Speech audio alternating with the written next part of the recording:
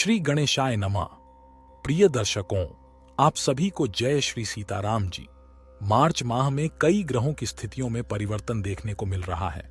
सूर्य और राहु का योग आपकी राशि पर प्रभाव डाल रहा है। यह योग पूरे विश्व के लिए चिंताजनक स्थिति पैदा कर सकता है। इसके अलावा मंगल और शनि का भी टकराव हो रहा है। आगामी दिनों में आपकी राशि पर एक और योग का प्रभाव पड़ने वाला है। साथ ही कोई ग्रहण भी आ सकता है। इन सभी ग्रह स्थितियों का आपके भाग्य पर विशेष प्रभाव पड़ेगा। शुभेच्छाओं सहित आपको सभी स्थितियों को समझकर अच्छे समय पर कार्य करने की जरूरत है। ग्रहों की स्थिति आपके लिए क्या करेगी, उसे समझना महत्वपूर्ण है। हम आपको बताएंगे कि आपकी राशि के अनुसार ग्रहों की क्या स्थिति है और उसे ठीक कैसे किया जाए। सिलसिलेवार तरीके से सबको समझते हुए कार्य कीजिए तो बहुत अच्छा रहेगा। देखिए, आपकी राशि के अनुसार 7.5 का अंतिम भाग चल रहा है। शनि और मंगल की युति ऐसे आपकी राशि में पड़ी है जो आगे के समय में भी बनी रहेगी। जब तक शनि यहां रहेगा तब तक आपकी 7.5 रहेगी। यह अंतिम युति है, इसे समझना जरूरी है। इस समय में विशेषकर कोई भी झटका न लगे, इसके लिए आपको लगातार उपाय करते रहने की आवश्यकता है। हमने इस विषय पर एक अलग वीडियो बनाया है, उसे आप अच्छी तरह से समझ लें। जब तक शनि 7.5 चल रहा है, यह अंतिम उपाय है। 7.5 शनि में अंतिम मंगल शनि का योग है। इसे ध्यान में रखते हुए कार्य करें। हर कार्य को शांति से 30-40 दिनों में पूरा करने का प्रयास करें। यह आपके लिए अच्छा रहेगा। नित्य हनुमान जी का पाठ और शनि मंत्र का जप करें। थोड़ा तुलादान भी करें। इन सभी उपायों से आप बड़े संकटों से बच सकते हैं। ग्रहों के योग को सिलसिलेवार तरीके से समझने से आपको 22 मार्च को होने वाले ग्रह योग के प्रभाव का अंदाजा हो जाएगा। द्वादशी तिथि पर गुरुवार के दिन चंद्रमा का सप्तम भाव में योग आपके लिए अनुकूल प्रतीत हो रहा है। यह आपके कार्यों को लाभ प्रदान करता दिख रहा है और नई ऊर्जा का संचार करते हुए आगे बढ़ने का अवसर प्रदान कर रहा है। गुरुवार के दिन ब्राह्मणों की सेवा और पीरी वस्तुओं का दान करना आपके लिए लाभदायक साबित होगा। साथ ही 22 और 23 मार्च को अश्लेषा और मघा नक्षत्र का योग है। इसलिए जिन बच्चों का जन्म इस दौरान होगा, उनकी मूल शांति अवश्य करवानी चाहिए। जिनकी बचपन में मूल शांति नहीं हुई है, उनके माता पिता अभी भी इसे करवा सकते हैं। मूल राशि में 27 दिनों के चक्र में नक्षत्र का परिवर्तन होता रहता है। हमने देखा है कि ग्रह योग के अनुसार यदि मूल शांति नहीं होती है तो शुभ ग्रह भी पूरा फल नहीं दे पाते। कभी न कभी झटके आते रहते हैं। इसलिए मूल शांति के लिए 1000 मंत्रों का नित्य जाप 27 दिन तक करना चाहिए। इस प्रकार मूल शांति मंत्र से कष्टों को दूर करने का योग बनता है।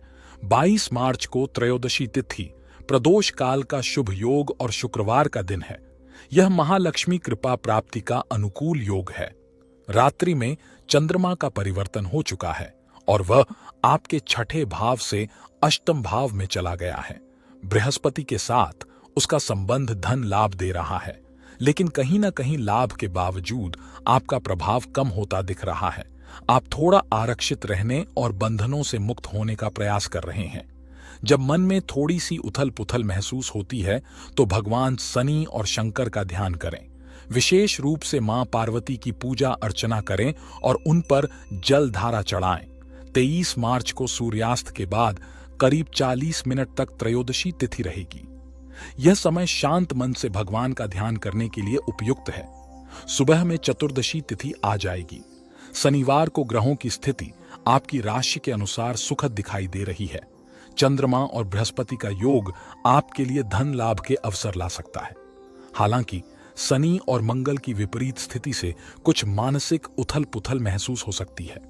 इससे बचने के लिए आप शनि के उपाय जैसे हनुमान चालीसा पाठ, बंदरों की सेवा, पीपल के पेड़ पर दीप जलाना या तिल के तेल से ओम प्रां प्रीं प्रौ सह शनैश्चराय नमः मंत्र का जाप कर सकते हैं। ये उपाय आपके लिए शुभ साबित होंगे। 24 मार्च को ग्रहों की स्थिति दर्शाती है कि उस दिन चतुर्दशी तिथि और रविवार की रात्रि का संयोग है। साथ ही उस दिन चंद्रमा कन्या राशि में प्रवेश कर रहा है। यह आपके लिए बहुत अनुकूल समय है। चंद्रमा का भाग्य भाव में प्रवेश आपके लिए धार्मिक कार्यों की प्रेरणा देगा। इससे आपके मन में सकारात्मक परिवर्तन आएगा और धार्मिक कार्यों को करने की इच्छा जागृत होगी। आप में धर्म के प्रति आस्था और सज्जनता बढ़ेगी। ऐसे में आप धार्मिक कथाओं का श्रवण कर सकते हैं और धार्मिक पुस्तकें पढ़ सकते हैं। इस दिन सत्यनारायण व्रत भी अच्छा रहेगा क्योंकि शाम को पूर्णिमा का आगमन होगा। साथ ही होलिका दहन का भी अवसर है जो पूरे वर्ष के कष्टों को दूर करने में सहायक होगा। इस प्रकार यह दिन आपके लिए बहुत शुभ रहने वाला है। होली का पर्व उन सभी देवताओं का स्वागत करने का दिन माना जाता है जो इस दिन पृथ्वी पर उतरते हैं। ध्यान रखने योग्य बात यह है कि होली की भद्रा 9:45 से लेकर रात 11:11 तक दिल्ली समय के अनुसार व्याप्त रहती है। इसलिए आपको होलिका दहन रात 11:17 के बाद ही करना चाहिए। ऐसा करने से आपके कष्ट दूर होंगे। होलिका दहन के समय अपनी राशि के अनुसार कुछ काले तिल लेकर उन्हें अपने सिर पर डालें और भगवान शंकर का ध्यान करते हुए होलिका में दहन करें। यह आपके लिए लाभदायक रहेगा और आपके कष्ट दूर करने में सहायक होगा। उस दिन कई महत्वपूर्ण घटनाएं हो रही हैं। 25 मार्च को पूर्णिमा का अवसर है, सोमवार का दिन है और होली का त्योहार है। होलिका दिवस पर होली खेली जाती है, लेकिन उसी दिन खग्रास चंद्र ग्रहण भी होगा जो यूरोप, अफ्रीका और अमेरिका में दिखाई देगा। भारत में इसका दृश्य नहीं होगा। ग्रहों की अशुभ युतियां जैसे मंगल शनि का टकराव और सूर्य राहु की युति भी उस दिन है जो टकराव की स्थिति पैदा कर सकती है। चंद्र ग्रहण के दौरान लोगों के मन में नकारात्मकता आ सकती है। यह नकारात्मकता आगे चलकर प्राकृतिक आपदाओं के योग को बढ़ा सकती है। विशेष रूप से चंद्र ग्रहण के दौरान आने वाले 45 दिनों में प्राकृतिक आपदाओं का खतरा बढ़ जाता है। इसलिए सावधानी बरतते हुए काम करना चाहिए। हम एक अलग वीडियो बनाएंगे जो बताएगा कि चंद्र ग्रहण का आपकी राशि पर क्या प्रभाव पड़ेगा। उसे देखकर आप इसके प्रभाव को अच्छे से समझ सकेंगे। लेकिन एक बात और, चंद्रमा का जन्मदिन भी इसी दिन है। चंद्रमा पूर्णिमा के रूप में उदय हो रहा है, इसलिए यह माना जाता है कि अनादि काल में चंद्रमा का जो जन्म हुआ था उसी तिथि को उसका जन्मदिन मनाया जाता है। इसलिए चंद्रमा को अर्घ्य अवश्य देने का प्रयास करना चाहिए। ओम श्रां श्रीं श्रौं सह चंद्रमसे नमः, इस मंत्र का जाप करने का भी प्रयास करना चाहिए। ऐसा करके आप लाभ की स्थिति बना सकते हैं। विशेषकर होली का अवसर है। 25 मार्च को जो होली का अवसर पड़ रहा है, मकर राशि के हिसाब से आपके लिए सबसे पहले होली किसके साथ खेली जाए, किस प्रकार से खेली जाए, ये महत्वपूर्ण है। होली का दिन दरिद्रता को दूर करने का दिन माना जाता है और होलिका दिवस पर एक विशेष योग बनता है। हालांकि मिट्टी में खेलना विशेष रूप से बचपन की परंपरा रही है, परंतु मान्यता है कि इस दिन मिट्टी का तिलक को लगाना बहुत ही शुभ माना जाता है। थोड़ी सी मिट्टी को अपने शरीर पर लगाने से आपके कष्ट दूर हो सकते हैं और आपकी राशि के अनुसार थोड़ी सी भस्म लगाने से भी लाभ हो सकता है। कथा के अनुसार जब होलिका का दहन हुआ और प्रहलाद बच गए तो सुबह लोगों ने उसी होलिका की भस्म से होली खेली थी। वही धुआं जो हवा में उड़ा वही रंग के रूप में उपलब्ध हुआ। इस प्रकार आपकी राशि अनुसार भस्म से खेलना शुभ माना जाता है। शनि प्रधान राशि है, वह योग भी बनाता है कि थोड़ा सा भस्म अपने मस्तक पर धारण करके शिव का ध्यान करते हुए इस उत्सव को आनंद से मनाएं। ऐसा करने से कष्टों को दूर करने वाला कल्याणकारी योग अवश्य बनेगा। आपकी जन्म तिथि 26 तारीख है। 26 तारीख को चैत्र की प्रतिपदा, कृष्ण पक्ष की प्रतिपदा का दिन तथा वसंत प्रतिपदा का दिन मनाया जाता है। साथ ही बुध भी परिवर्तन की ओर जा रहे हैं। बुध महाराज आपके तृतीय भाव से निकलकर सूर्य से दूर होकर परिवर्तन की ओर जा रहे हैं। बुध और बृहस्पति के साथ बुध का योग बनने जा रहा है जो आपकी योग्यता में और सुंदर इजाफा करेगा। यह आपकी चीजों को बहुत रेगुलराइज करने का प्रयास करेगा और चीजों को आप ऑर्गेनाइज कर सकेंगे।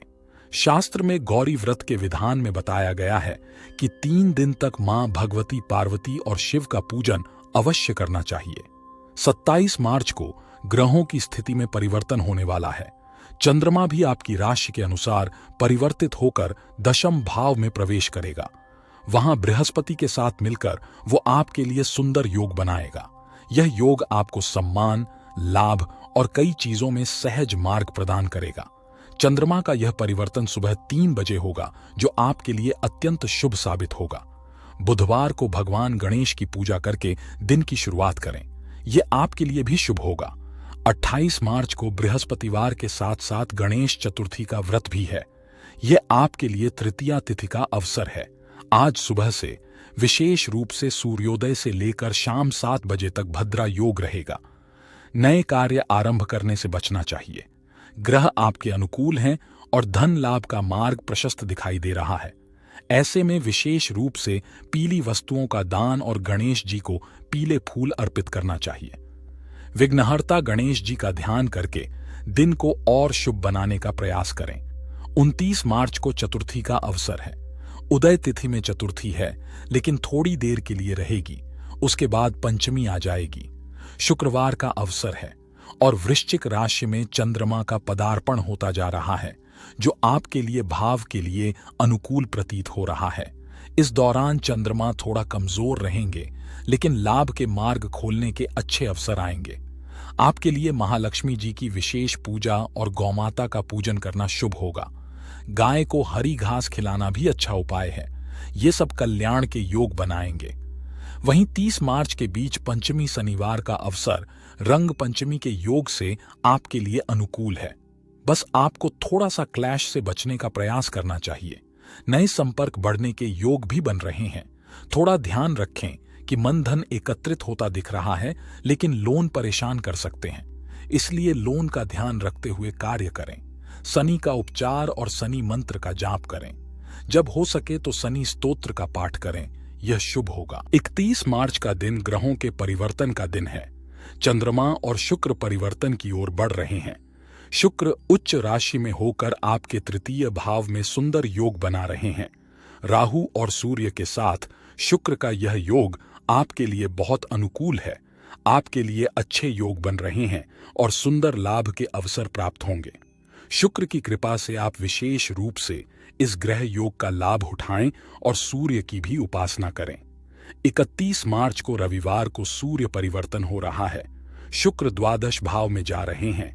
वे सूर्य से प्रभावित हो सकते हैं। यदि आप सूर्य को अर्घ्य दें तो शुक्र के लिए अनुकूल योग बने रहेंगे और आपको लाभ मिलेगा।